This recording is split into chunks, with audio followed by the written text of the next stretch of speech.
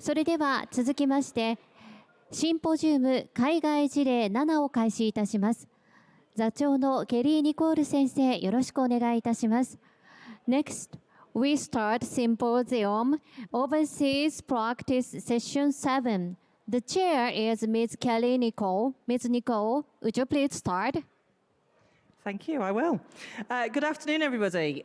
My name's Kelly, and I will be moderating today's session. Thank you for joining us as we explore the evolving landscape of predictive digital solutions. With advancements in technology reshaping how we think about workers' safety and operational efficiency, today's conversation is more important than ever. This session will delve into the integration of technologies like predictive analytics, virtual simulations, AI, XR, IoT, and focusing on how they enhance safety, boost productivity, and improve overall well-being. However, with these innovations comes challenges, ethical concerns, data security, and the need for skilled workers to manage these complex systems. We're going to be hearing from 3 experts today, each of whom will share their insights into the intersection of technology, safety, and worker engagement. Following the presentations, we'll have a Q&A session where we'll encourage you to come and ask your questions and put any ideas forward. So let's jump right in and hear from our first speaker. I am delighted to introduce Cam Stevens. Cam joins us from the boutique safety transformation consultancy, Pocket Knife Group, and is the founder of the Safety Innovation Academy. As well as being a trusted voice for safety innovation, technology, and digital transformation, Cam is a chartered safety professional and a world leader in digital safety transformation. We are delighted to have you here with us, Cam. ありがとうございます、Kelly さん、Kelly ちゃん。皆さん、こんにちは。僕の名前はカメロンです。どうぞよろしく。All right, thank you. That was the only Japanese that I knew. Otherwise, I would continue to speak in Japanese. Now I'll speak in English. And I'm going to set the scene and talk about the current state of technology in the world of safety. And generally speaking, and this has changed a lot recently, but generally speaking, technology in safety has typically been the software that's used to capture incident information, hazard reports, the types of things that we would use to provide data to our senior leaders about performance. So the software that we use to aggregate all that information. And historically, when we've talked about technology in safety, that's basically what we've thought about.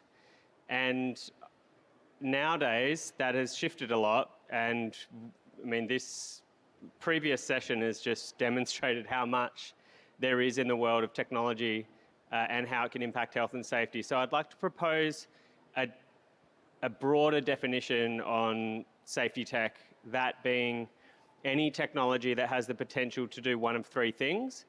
That's to improve the design of work, so the way work is actually planned and executed.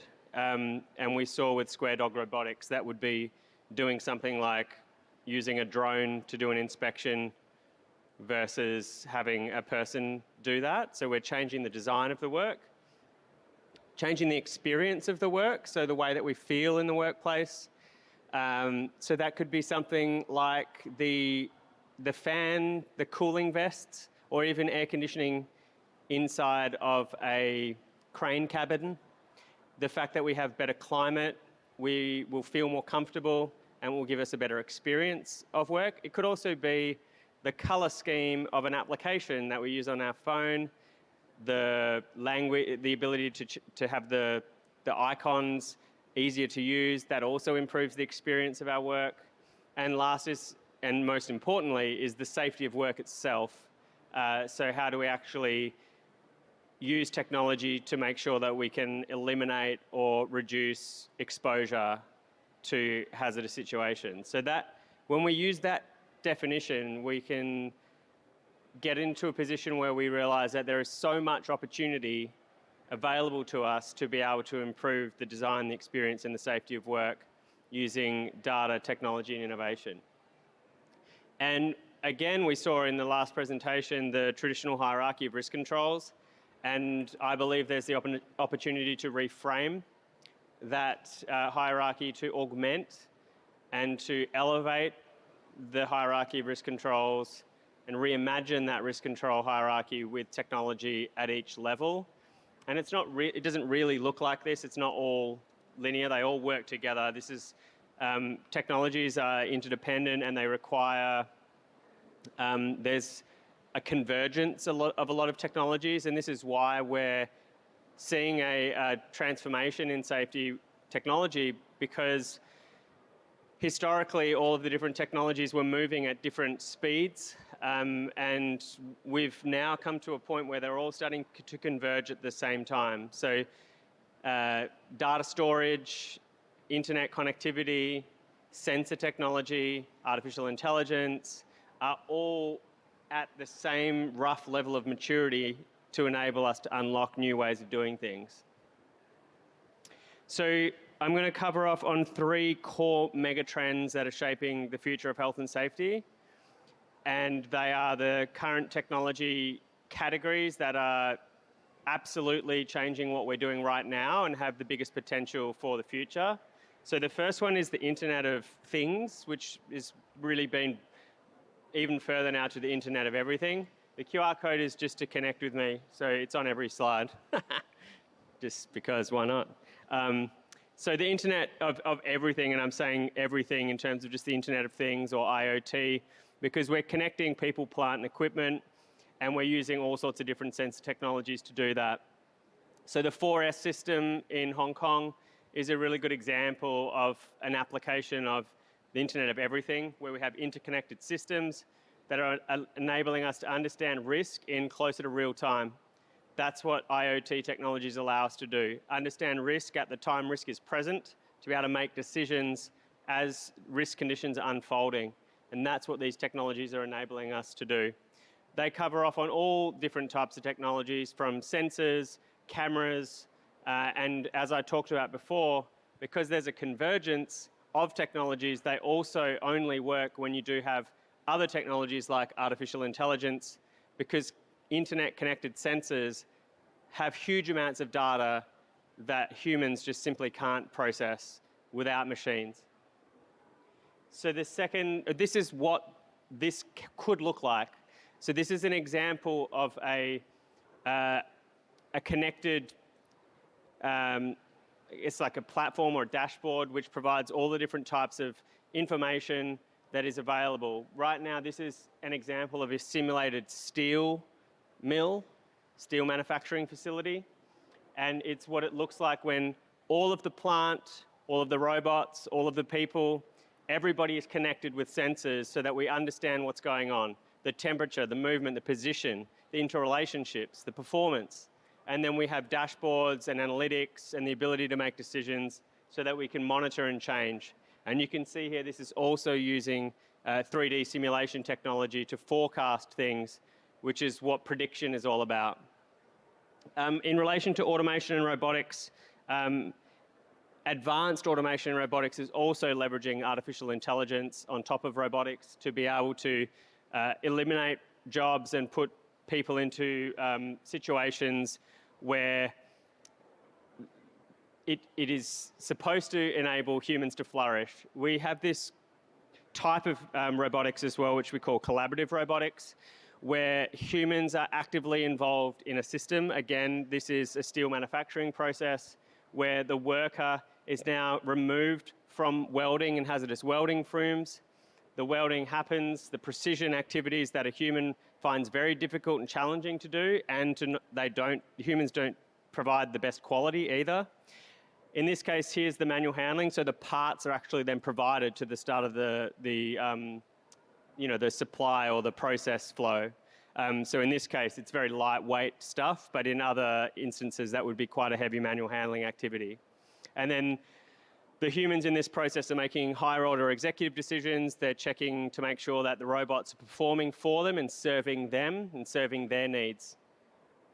Then we have artificial intelligence, which, as you saw in the last two examples, are codependent. Artificial intelligence is supporting humans to make decisions beyond human capabilities. And there's effectively two key things that are happening in artificial intelligence. So the first are the vision technologies. Now, the vision technologies are enabling us to be able to run algorithms over the top of camera technologies to be able to perform certain things. There are very low-value use cases and high-value use cases, and that is up to us to decide and choose. In some organisations, the first thing they will look at are things like PPE compliance, and that typically aligns with the culture and the level of maturity around risk management in an organisation and trust.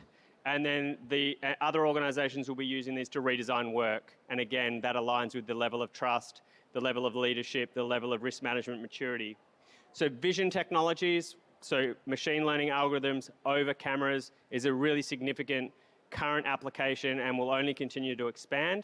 And the second is the large language model, artificial intelligence technologies that we would all know and have explored with the likes of ChatGPT, Anthropic Claude, DeepSeek, etc., etc. Microsoft Copilot is probably the largest of the models being used in enterprise for some interesting reasons. A lot of people believe it's more secure. I like to challenge that assumption. But in either case, this is what Microsoft believes the organization of the future looks like. So they start with assistants. So right now, I actually am supposed to be in another meeting, but my assistant is there instead. I've sent my AI assistant to capture insights from the meeting that I will then have summarized with actions and a workflow to support, which means I can continue my consulting practice while speaking to the lovely audience who are very excited to listen to what we're talking about today. Second, we have agents. So agents are artificial intelligence workflows. Ultimately, they are a artificial intelligence bot, so to speak, like a digital robot that's conducting end-to-end human workflows that we would set up and get an agent to do on our behalf. And then we have multiple agents performing multiple tasks and doing that autonomously without direction from humans. Humans are basically orchestrate, they're like an orchestra, and away go the agents to do their tasks, and humans sort of architecting and monitoring how that activity is going about. So right now we're seeing the role of the health and safety professional change to have tasks that are for humans and tasks for machines, tasks for agents, and we're starting to see organisations really understand that. Now, the biggest opportunity that a lot of my colleagues and my clients are asking for as well, you know, if we really want to get better at safety, we want to be able to use this to predict incidents, so predictive analytics. And all I will say to that is we can only make predictions based on the quality of the data that we have to be able to start to perform predictive future forecasts. Humans are fallible. Humans make all sorts of interesting decisions, and the data that we have on human behaviour is not predictable and very challenging. There are certain parts of our organisations that we do have robust data on, which is why things like predictive maintenance exist. So the fact that we can predict the failure of a rubber seal or of a rubber conveyor system because we have strain and repetition data means that we can likely determine when that's going to happen. We've got weather forecast modelling, but we know how accurate the weather is. We can predict somewhat, but we don't have a magic crystal ball to determine what the future is going to hold. So we can use these for better intelligence and better determination of how we should manage risk, but we absolutely can't expect that through our current data sets, we're going to be able to predict things. So that when people come to you and say, our technology will allow you to predict the future, I'm just not going to answer that. So just one last thing before we move on is that this is about humans and technology are better together. How you choose to respond to what these technologies will surface for you is based on the level of trust, the level of leadership, level of empathy, curiosity, psychological safety, etc. that you have in an organisation. When you see these kind of things happening on screen, I can guarantee you right now they're happening in your organisations. They're just not necessarily being reported. and these types of technologies will surface up a lot of these behaviours, and it's up to us to determine how we go about responding. Otherwise, these technologies there'll be a lot of pushback from organised union, from people with their trust in senior leadership.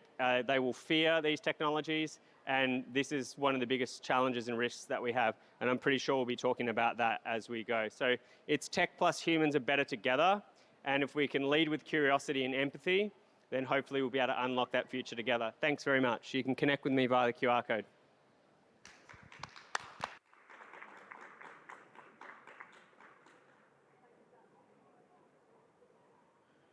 There we go. Need to actually switch it on. That would be helpful. Thanks, Cam. I think that was really useful and fascinating to see how digital solutions are kind of transforming safety. And those kind of near miss videos that you just showed at the end, like, kind of make me as a safety professional kind of jump out my skin a little bit. And the fact that we have the ability to assist drivers with those like alarms and that kind of camera is like really beneficial. I'm conscious that, you know, even though it's only Cam, we are already running quite behind. So we're going to leave questions till the end, if that's okay. So I'm going to introduce our next speaker to the stage. So James Pomeroy has been involved in leading safety and risk management programs internationally for over 30 years. He is currently the Director of Global Health, Safety and Quality Management at the International Engineering and Design Consultancy, Arup. James has first-hand experience of managing EHS in a variety of high-hazard sectors, including marine, oil and gas, aerospace, and industrial manufacturing. James, over to you. Thank you, Kelly. Hopefully this works. Yep, working? Great, thank you. Thanks, Kelly. And it's always difficult to follow Cam, and I'm not going to try and mimic his ability at Japanese, because that will be an abject failure. What I'm going to do is build on some of the examples that Cam's provided, some of which will be very similar. Can I take that clicker? Thanks, mate.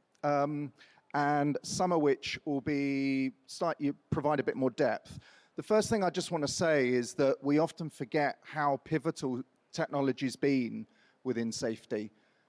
We talk a lot about culture and systems. We talk about procedures and behavior. Actually, the big changes in reducing fatalities and serious injuries come from technology, from seatbelts, from fire detection, from automatic braking systems, through to really simple things such as fall prevention and machinery interlocks.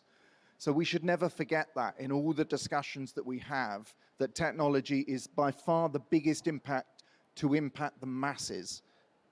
So another thing I'd just like to pick up is just to talk a bit about the potential. Cam talked about quite a few of these, and I find it quite helpful to think about 5 to 6 ways, and I'm going to give 6 examples very briefly to try and allow us to catch up.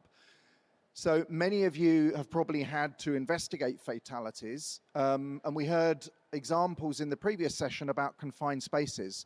Confined spaces is an example of something that goes wrong tragically in seconds. It can go from being normal to being really unsafe really quickly. We also saw examples of workplace setup using digital twins. So examples of how we're starting to change the nature of risk assessment and planning.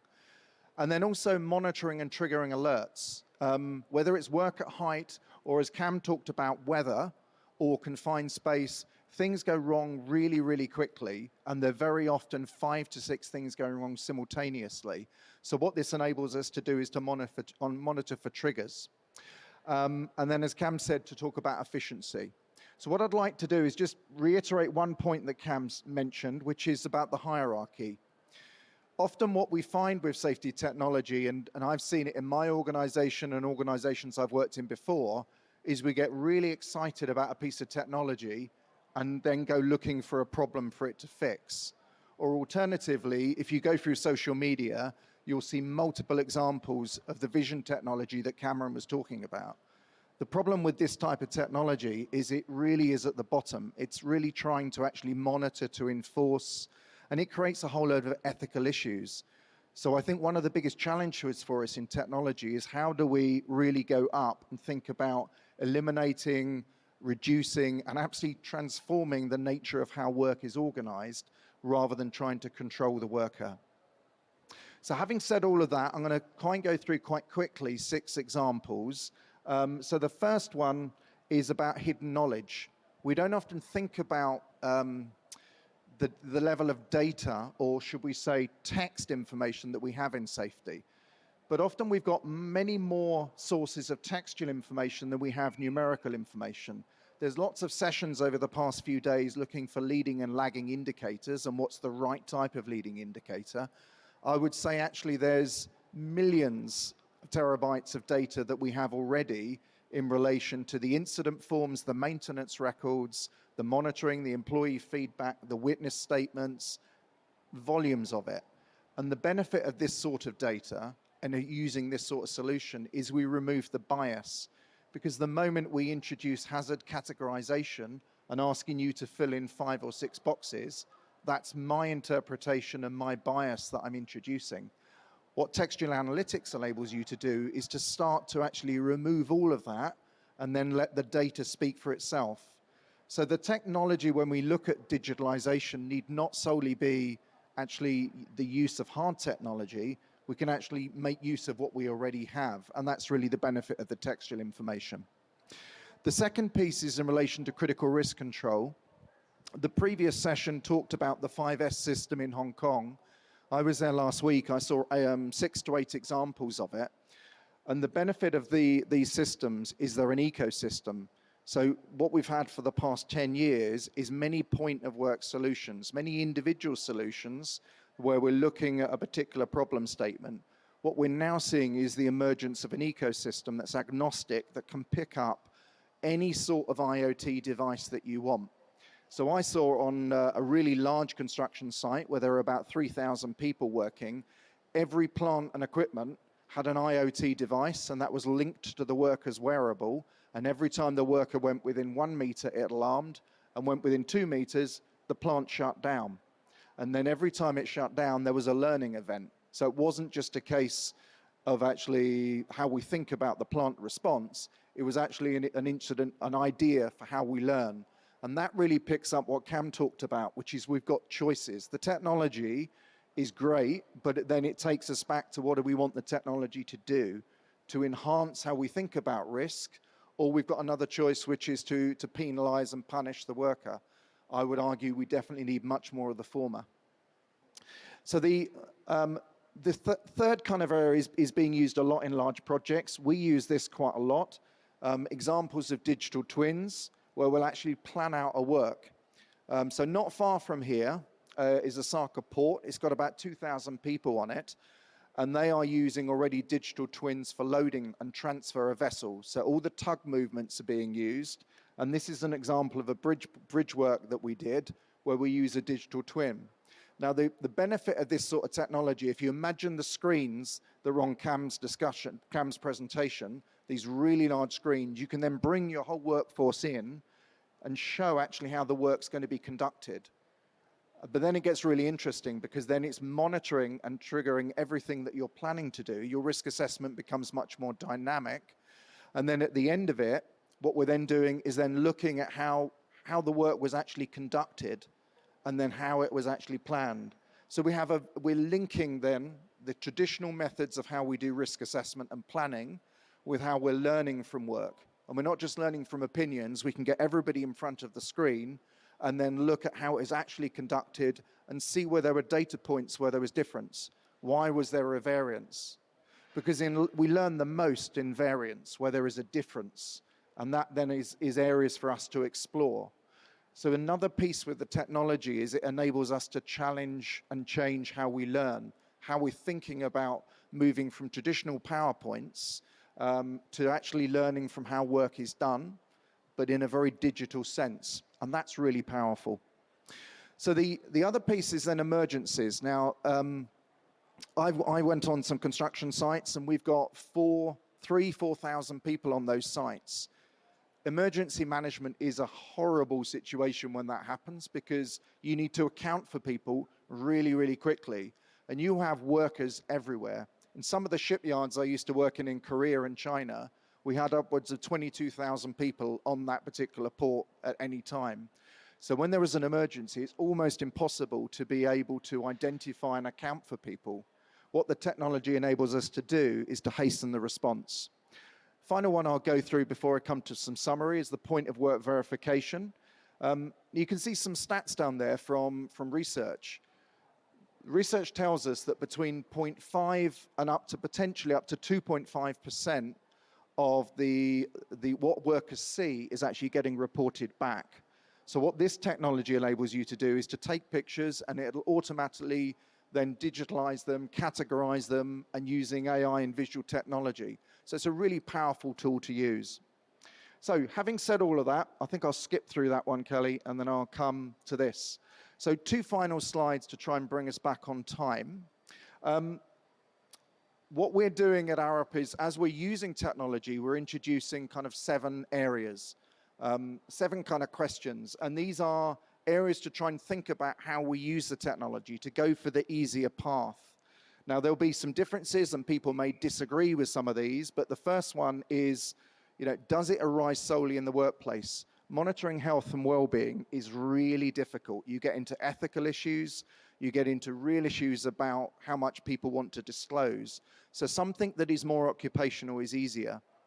Is it optional or compulsory? If it's something that's related to your life safety rules, your site rules that are absolutely critical for fatality prevention, you have a better chance of being able to mandate them than if you have something that is more lifestyle in its orientation. The more invasive and intrusive the technology is, the more problematic you're going to have. That's a real problem. So you can see some examples there of proximity detection versus wearables. Health information is an obvious thing. If the technology is gathering health information, you're going to have problems. And it becomes a bit more difficult to do. If the data is used for compliance, you can see some examples there. It's easier to do, but you need to get into data sharing agreements. Can the data be used to determine liability? Is it an open source data like weather apps, or is it something that is smart PPE? That starts to raise issues. So what I'm getting at here is the idea there's technology, but there's also the fact you need to think about your legal, HR, and also issues of ethics. And the final one I'll perhaps come to in my final closing slide, which is just some takeaways for us to think about. The first thing I'd say is really start with a very clear problem statement. This technology is so interesting and it can be so easy to get attracted by an idea as opposed to a problem statement you're trying to fix. So to start with a problem statement. The second one is focus on things that are on the easier line down there, things that are easier and more fixable. This idea about benefits and beneficiaries. So who's actually benefiting from this technology? Is it management, or to what degree does it benefit the workers? What's in it for the workers? And the final piece to consider is focusing on causes, not necessarily symptoms, actually trying to move upstream in terms of the design. So 4 kind of things to take out. And hopefully, Kelly, I think we've given us some time. That's fantastic. Thank you so much, James. And I've written down some notes, but he summarized it so beautifully during that takeaway. I don't need to do that. It's wonderful. Thank you. I saw it. I was part of an AI workshop a little while ago in the UK, and literally the first thing that was talked about was don't do it just because you've got a bit of FOMO, fear of missing out. That because everybody, it's this buzz thing now, and everybody's quite excited about it. Don't do it just because of that. Do it because you've got a problem that needs fixing, and get your workers involved in the decision-making process so that they really do understand what's going on and why you're introducing the tech. So I would now like to invite our final speaker. So Dr. Mona Mustafa is an associate professor at the Birmingham Business School and the director of the MSc HRM program. She has worked as a consultant for UNESCO and UNDP on a number of projects, which include national political economy for health investment cases, promoting health and well-being in African countries, education and culture in the Middle East, and more recently, the Arab diaspora in Europe. Mona, welcome to the stage. Pass me the phone, I will take photos.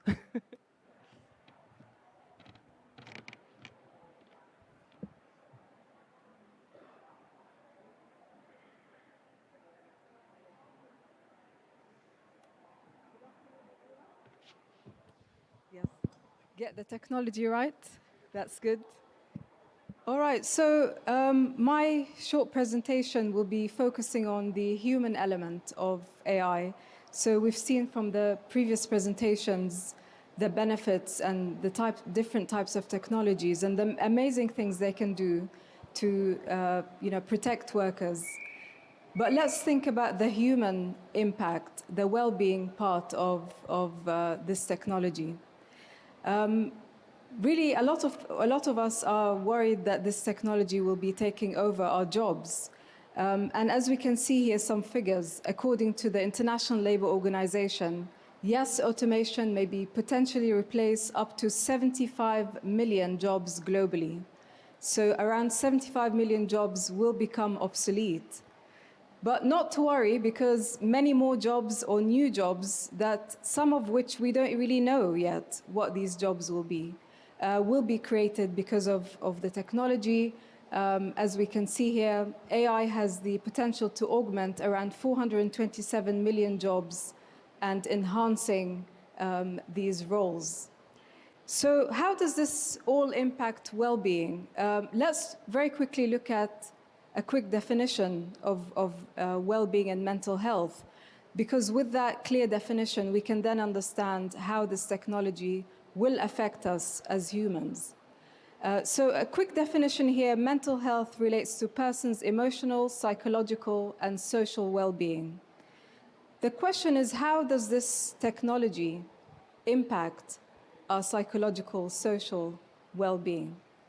Well, let's dig a little bit deeper into that. If we look at the past, as we can see here, during the Industrial Revolution, for example, we can see workers standing here, working for long shifts with dim lighting. They may have issues with long working hours, back strain, repetitive work.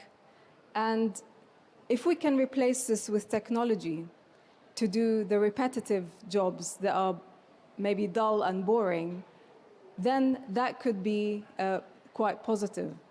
But I'm sure you all heard of the 4Ds, right? We've all heard of that. So how can this technology help our well-being? If we get the technology to do the 4Ds, which I'm sure all of us have heard about, the difficult jobs, the dull jobs, dangerous and dirty jobs, then there is potential a positive impact on our psychological well-being. So these jobs, as we saw from the previous session, there was a presenter focusing on window cleaning from heights. I see this all the time living in Dubai, because we have very, very high-rise buildings, and I witness this with people just climbing up to the 50th floor, and I just feel very dizzy, And surely there should be some technology to do these dangerous jobs for us, where humans don't have to put their life at risk. The dangerous jobs also, working in tunnels, dim lighting, with, as you can see, dealing with dangerous chemicals, flames, and so on. So technology can also help us with this as well. Difficult jobs, working in, fixing sewage and things like that. There's a lot of things that this technology can do. So what are the benefits? Well, I think we've all heard this from all the presenters that we came across. So anticipate stresses, personalize workloads. It can help with safer workplaces, doing all the dull, dangerous jobs for us, reducing accidents, and also tailoring educational content and feedback. So this technology can help also with training that's more specific and focused to employees' needs. However, like anything else, there's new challenges to consider, right? So this is where the well-being element really comes in. So if we look at these, we've got blurring lines between tech support and tech stress. Where do we draw the line? I'm sure going on holiday, you all take your work laptops with you. And sometimes it's very difficult to separate both worlds with this new technology. Anxiety over job security. So yes, a lot of jobs will be eliminated, and we have to ensure that we upskill our employees. So there's also that worry, that is my job safe? Is it secure? And especially if you work in countries where job security is not guaranteed, right? So that can also be an issue. There can be reduced trust and loss of human connection if we're going to be working in isolation, like remote working and so on. The International Labour Organization's latest report also highlighted noise and vibration hazards as a key issue with coming up from this new technology as well. Cyberbullying from, maybe remote workers who work in isolation, and also marginalization of some workers, for example, older workers who may feel threatened and may not be, not welcome this technology as much, or also less skilled workers who may feel that they don't have the skills to work with this technology. And if we look at some of the things that could be impacted by the technology, I've just summarized some of them here. Let me just pick on some of these. So unclear job roles, unrealistic workloads coming up from this technology as well, employees fearing that they don't have the skills, and also it could relate to also excessive long working hours as well. So here are some implications to consider for the future. Mechanical failure. So what's the human technology relationship? What if something doesn't work? This could lead to very critical incidents, crashes, or especially when it comes to robotics. How do we deal with this failure? We have to understand how to fix the technology as well. Unpredictable robotic behavior as well, and also sensor failures that could cause injuries. So these are things that we have to prepare ourselves for and make sure that we can fix these issues. Psychological factors, privacy protection, as we know as well, and safety concerns. For example, if water enters sensors and what this can happen. Exoskeleton, so if you're wearing this heavy equipment, poor fit can really be an issue. I know our previous speaker talked about emergency. How do you run with this if you have this heavy equipment as well? And I'd like to talk a little bit about fit, because I've faced this problem a lot when visiting construction sites myself. None of the PPE ever fits, so shoes, they ask me to stuff tissues because they don't have my shoe size. The life jacket has to usually be fixed with some pins. So you can imagine with the larger technology that can be, that we have to ensure that it fits properly, that employees know how to wear it, because it can really make people very stressed. So what's the way forward? Well, of course, active participation that includes organization, governments, and employees. It has to be a participatory approach, not just organizations dealing with it. Risk assessments need to be conducted to understand the risks of this technology. And Cam talked about the psychological safety, making sure that employees can speak up when problems happen. Prevention of stress from continuous monitoring. This technology, I was looking at some of the booths outside. Your manager or the supervisor can monitor everything from the frown on your face to your blood pressure and everything like that. So reassuring the employees and workers that this is okay and we're going to deal with it in a proper way, this information. Make sure workers are participating in everything. They understand how this technology is going to work and how long they're going to be using it for. Training and protecting privacy as well. So these are my quick conclusions. Yes, technology is here to help us have a better, safer world. but we have to prepare ourselves for the new challenges and be able to understand how this will impact our well-being, our psychological safety and health for a better future. So thank you very much. Thank you.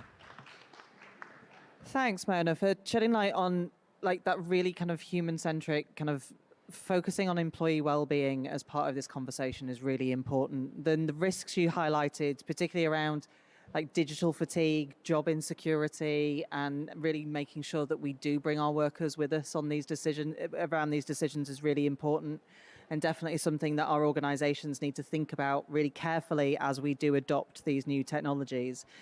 Now, I've written about a dozen questions down because I get overexcited about things like this. But before I start asking all of mine, does anybody in the audience have any questions for our panel? I'm taking that silence as a resounding no, which is fine, which is great. It means I get a personal session with you three and get to ask my questions. So Mona, you obviously touched on the importance of worker participation, especially around adopting new tech. So, and this is to all of you, how can companies ensure that workers are actively involved in the design, the implementation of these kind of predictive systems so they feel empowered rather than monitored? Cam's just blankly looking at me, which I love.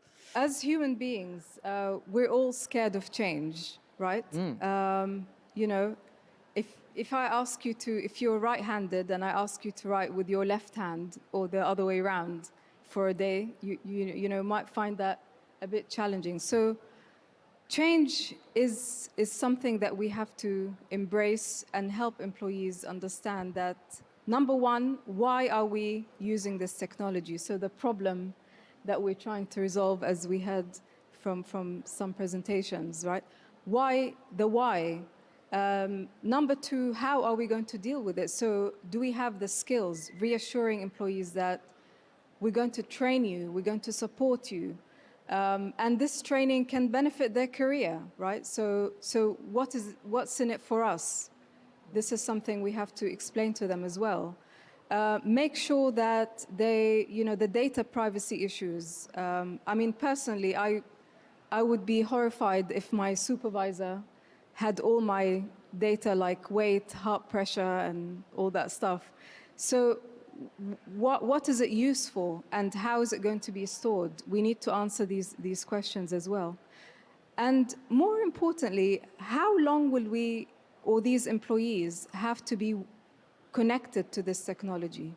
Because the risks of this technology increases with the number of hours that we have to use it.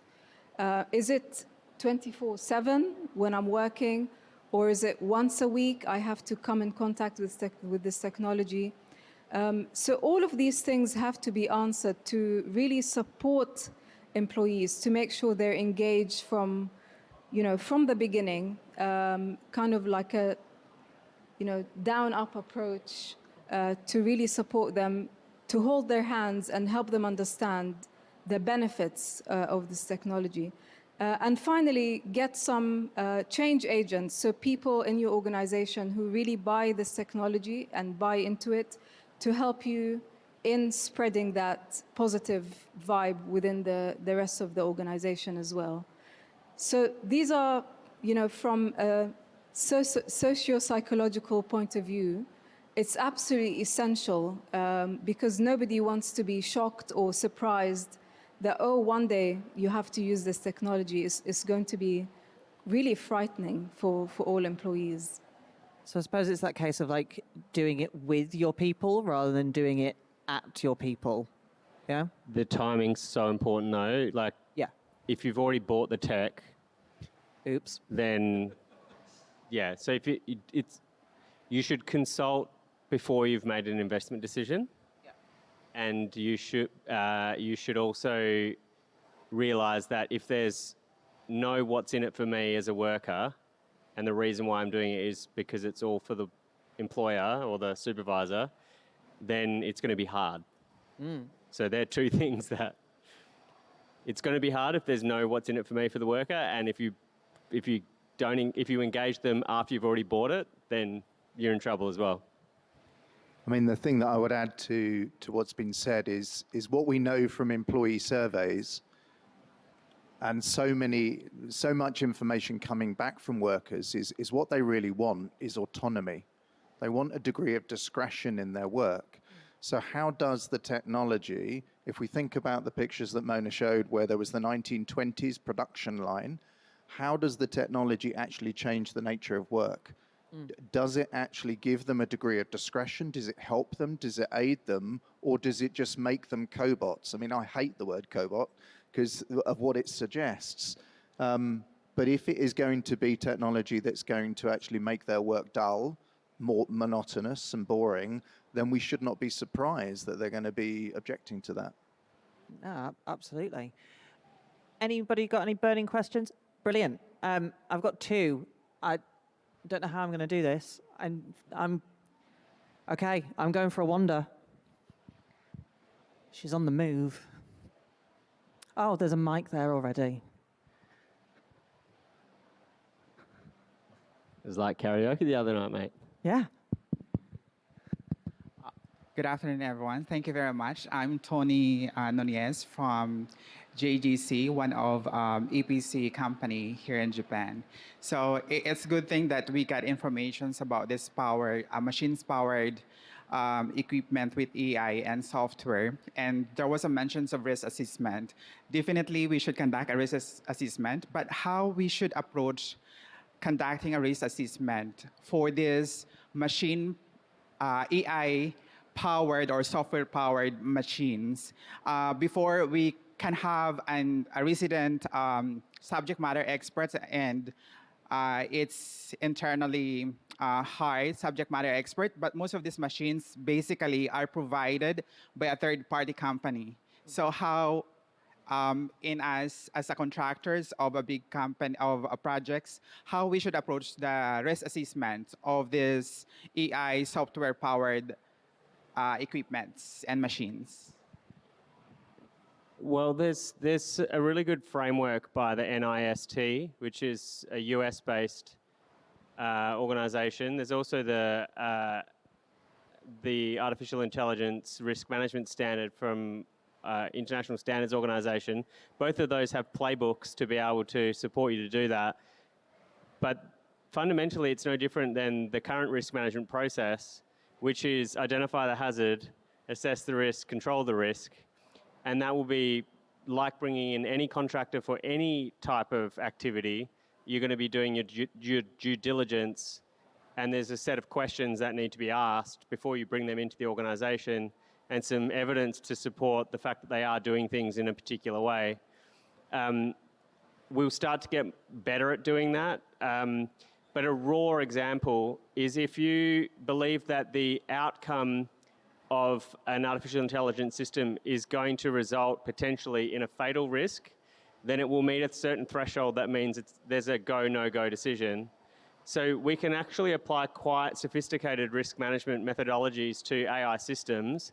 It's a dual responsibility and the whole understanding of transparency and explainability, because if the subcontracted entity, the software company, is claiming IP protection, therefore I'm not going to tell you how my algorithm works, you just shouldn't be working with them. Simple as that. Because you can't explain it. So yeah, it's an interesting space. It is, isn't it? And I'm sure we can carry on this conversation in a lot more detail later on. Of course. We had one more question from the audience. I'm just conscious that we've only got a couple of minutes. Can I just, add while we're getting the... Yeah. Go for it. So this might be a very case-by-case scenario, but if it is, I'd like to hear of an example where it was done really well. So how are frontline workers or supervisors trained to act on those AI-generated safety insights?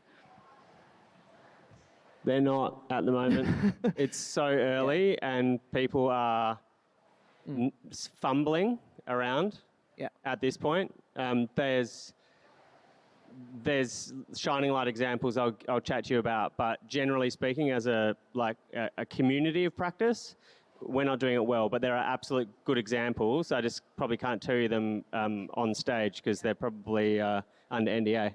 Like, I think it's really difficult. We did something really simple at one of the places I worked. An awful lot of our staff drive 7.5 ton vehicles. We put driver cams in. We had obviously assistant cameras, but we started having supervisors having conversations around management of fatigue, and you made a poor decision. But we were using it initially. We were having those really negative conversations around, you shouldn't have done that. Why did you do it like that? And it was literally like, it was time out, guys. This is not how we want to use this information. We want to have positive engagements. We want to be talking. We want to be using this information to engage with our staff in a positive way rather than using it to feel like they're being nannied and being kind of 1984 and kind of watched over constantly. So that was really hard work. And yeah, I think I'm a bit like Cam. I think it's, I think fundamentally there isn't a huge amount out there for supervisors to be able to get their teeth into and understand what it is that they need to be doing. I mean, last week I saw some examples that came close to that. So what for me was really interesting, seeing this ecosystem where you've got 20 or 30 user cases coming into a central digital system, was how it was changing the nature of learning. So twice a day they were doing stand downs with the supervisors and saying, why did that event happen? But it wasn't in a inquisitive blame. It was, how did that incident happen? And then how did, to the examples that Cam showed, where each one of those becoming a learning opportunity.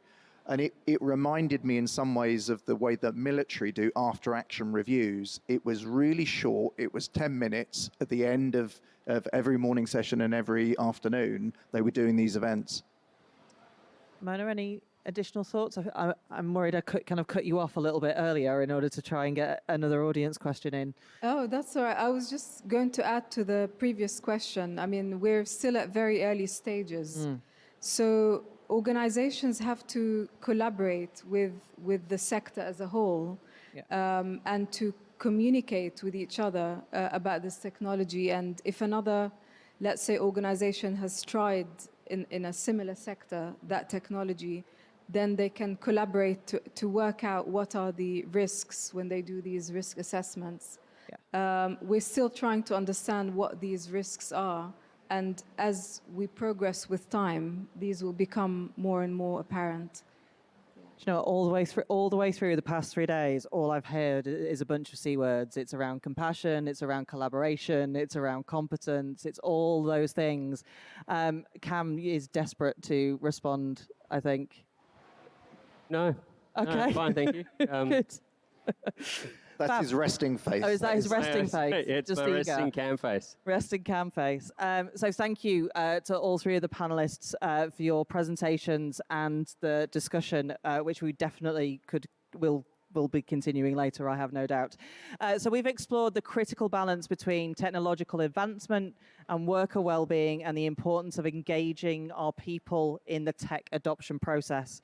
As we move forward, it is clear that embracing predictive digital solutions will be playing a key role in creating safer, more efficient, and more human-centric workplaces. But this has to be done responsibly, with careful consideration of all the ethical and social impacts and implications. So thank you very much for your participation today. We look forward to seeing how these technologies continue to evolve and positively impact the future of manufacturing and safety as a whole. Have a great day.